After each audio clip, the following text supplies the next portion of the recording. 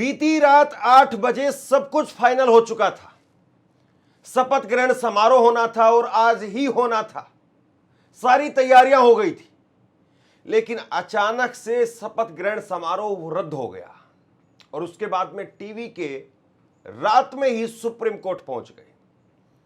और तब से लेकर के अब तक जिस तरीके से तमिलनाडु के अंदर सियासी घटनाक्रम लगातार बदल रहा है, अब सबसे बड़ा सवाल यह है कि भैया यहां पर सरकार बन पाएगी या फिर बीजेपी तैयार बैठी है राष्ट्रपति शासन लगाने के लिए। यानी डायरेक्ट अगर उस राज्य में सरकार नहीं बन पाई है तो इनडायरेक्ट तरीके से ही सही उस राज्य की कमान भाजपा के हाथ में चली जाएगी। बड़ी बात यह है कि जहां पर बीजेपी का मुख्यमंत्री बन पाने की कंडीशन में नहीं था, वहां पर बीजेपी ने चोर दरवाजे से, पिछले दरवाजे से अपना मुख्यमंत्री बना लिया। चाहे वो बिहार की बात करिए, चाहे आप ये देखिए कि ओडिशा के अंदर नवीन पटनायक के साथ में मिलकर के उनका सफाया करके हर जगह पर बीजेपी जहां पर उसका नाम लेवा भी नहीं होता है वहां पर भी सरकार बना रही है। और जहां बीजेपी का सिर्फ एक विधायक है, सिर्फ एक सिंगल विधायक है, वहां पर बीजेपी सरकार नहीं बनने दे रही है। और ये बात मैं क्यों कह रहा हूं, इस वक्त में टीवीके के पास में 118 विधायकों का समर्थन था।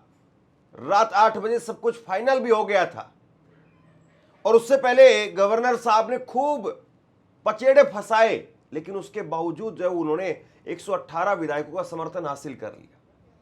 और रात होते होते 2 विधायक वो फिर से जो है वो गायब हो गए। खबर यह भी है कि अब विधायकों की खरीद फरोख्त होगी।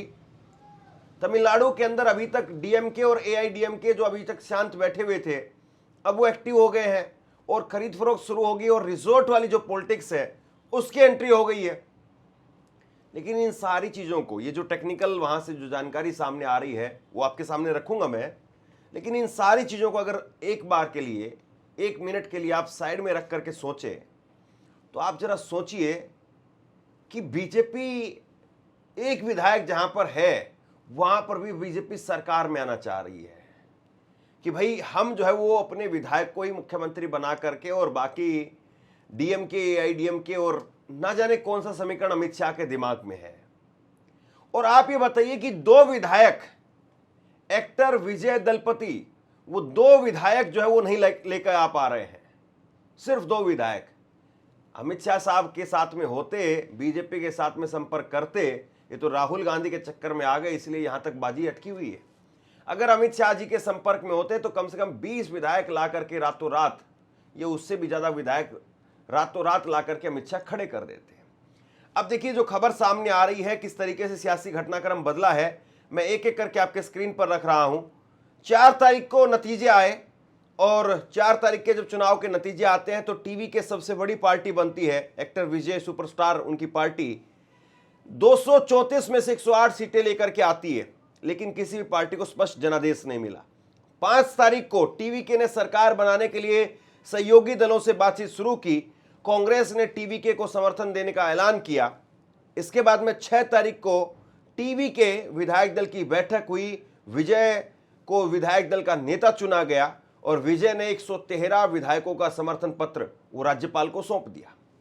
7 मई को विजय ने राज्यपाल से लगातार दूसरे दिन मुलाकात की। राज्यपाल ने 118 विधायकों का समर्थन दिखाने को कहा और 8 मई को यानी कल राज्यपाल से नोता मिलने में देरी के चलते टीवीके सुप्रीम कोर्ट पहुंच गई। राज्यपाल को निर्देश देने की मांग की कि सबसे बड़ी पार्टी के तौर पर उसे सरकार बनाने का मौका मिलना चाहिए। अब बिल्कुल आसान भाषा में इस बात को समझ लीजिए आप कि ये जो गवर्नर साहब यहां पर पचेड़ा फंसा रहे हैं कि आप जाइए और पहले जो है वो 118 विधायकों का समर्थन लेकर के आइए और उसके बाद में राजभवन के अंदर आप आना। राजभवन के अंदर विश्वास मत हासिल नहीं किया जा सकता है।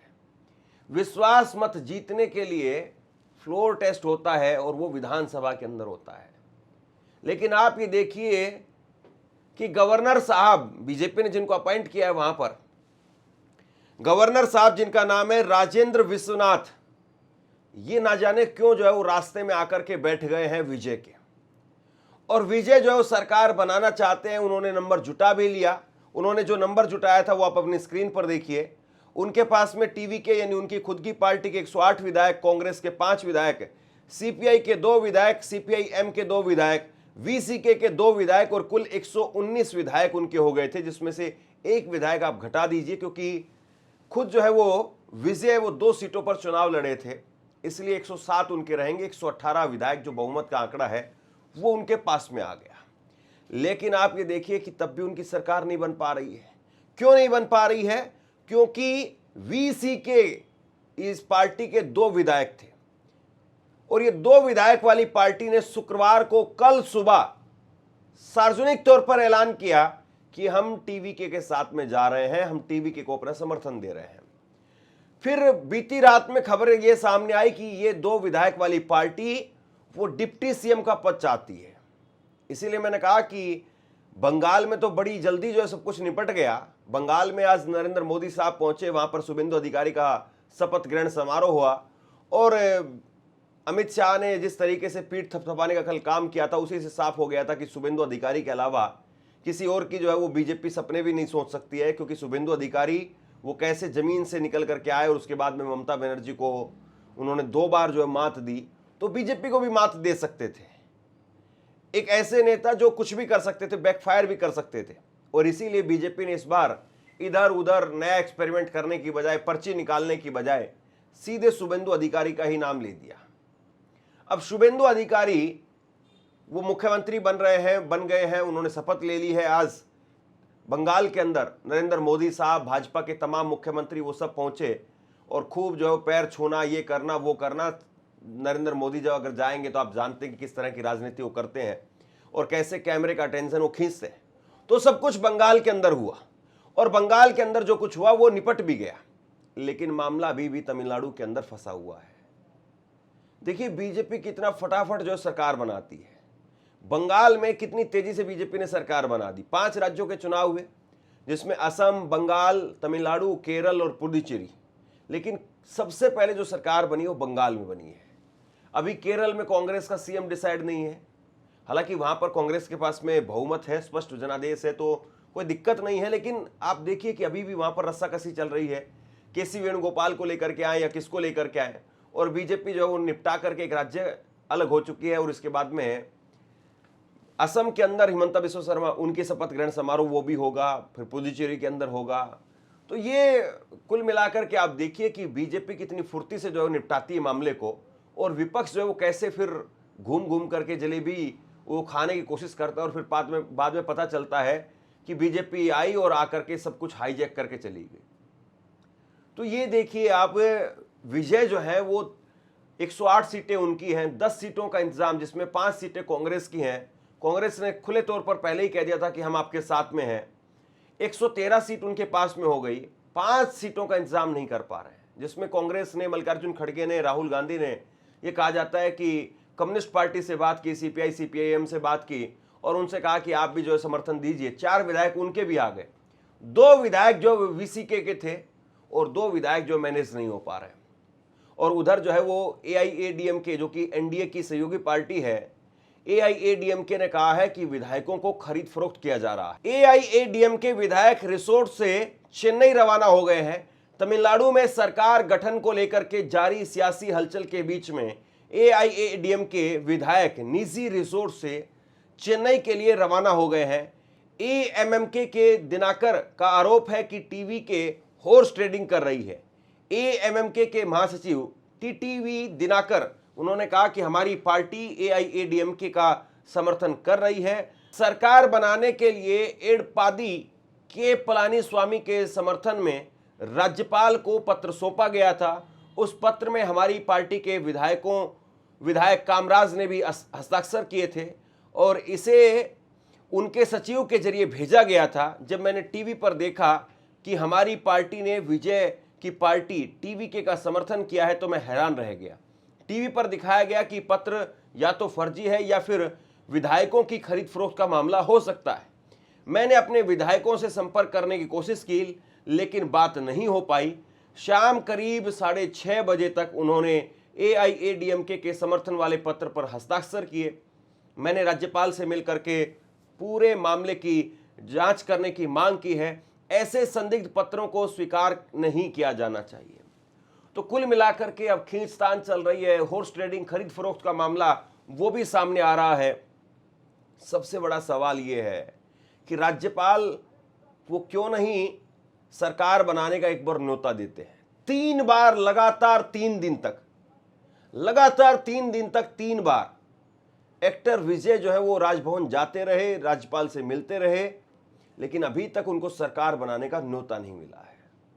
आपको याद होगा महाराष्ट्र के अंदर देवेंद्र फडणवीस और अजीत पवार, उनको सुबह सुबह 6:30 बजे, सुबह सुबह 6:30 बजे राज्यपाल ने एएनआई का कैमरा बुला करके शपथ दिलवा दी थी मुख्यमंत्री की। सुबह 6:30 बजे लोग उठ करके जो मुंह हाथ नहीं धो पाते हैं, उससे पहले जो है पता चला कि भैया शपथ हो गई है, सुबह 6:30 बजे।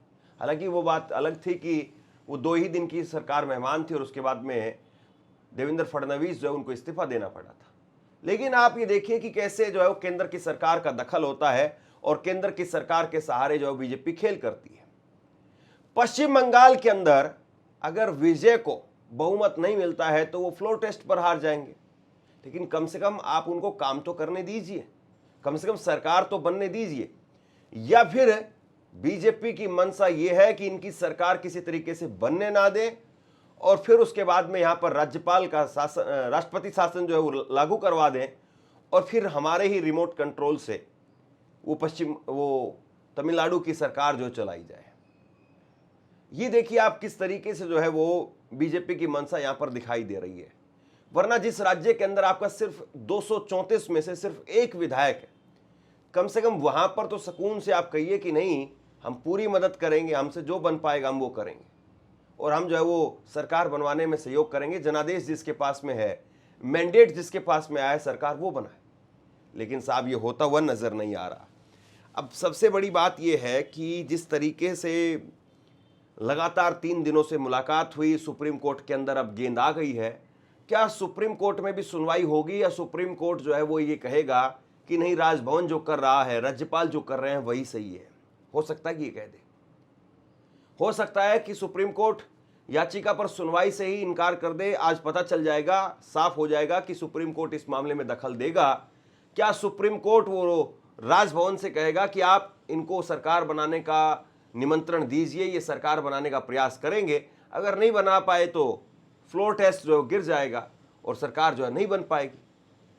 लेकिन आप ये देखिए कि सुप्रीम कोर्ट अगर ये कह दे कि भैया आप राजभवन में जाइए और राजभवन में जाकर के राज्यपाल से बात कीजिए, हम इस मामले में फिलहाल कोई सुनवाई नहीं कर सकते हैं, तो मामला जो है फिर अटक जाएगा।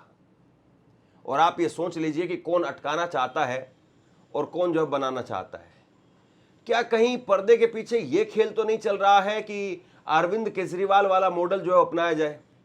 जैसे अरविंद केजरीवाल पहली बार जब आए थे तो 28 सीटों पर आए थे, 70 में से 28 सीट पर आए थे। कांग्रेस ने 8 सीट दी उनको, कांग्रेस की 8 सीटें आई थी उस वक्त में, तो कांग्रेस ने समर्थन दिया, 36 विधायकों के साथ में सरकार बन गई। लेकिन 47 दिनों के अंदर ही सरकार गिर गई और उसके बाद में जब वो दोबारा इलेक्शन में गए तो 67 सीटें आ गई 70 में से, कांग्रेस 0 हो गई और बीजेपी जो है वो सिर्फ 3 सीटों पर सिमट करके रह गई।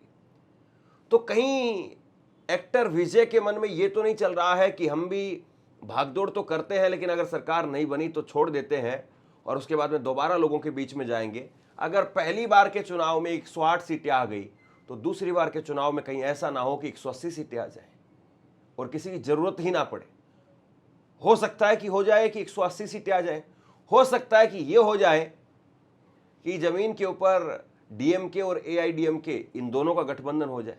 जैसे लालू और नीतीश अगर एक साथ गठबंधन में चुनाव लड़ें तो फिर बाकी चाहे वो बीजेपी हो या कांग्रेस हो, उनके लिए दरवाजे बंद हो जाते हैं।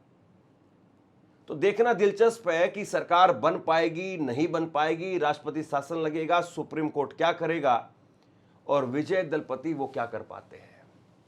इंतजार कीजिए, अभी बहुत कुछ देखना बाकी है। आप क्या सोचते हैं नीचे कमेंट सेक्शन में लिख करके जरूर बताइए। इस वीडियो को लाइक कीजिए और चैनल को सब्सक्राइब जरूर कीजिए। शुक्रिया, थैंक यू।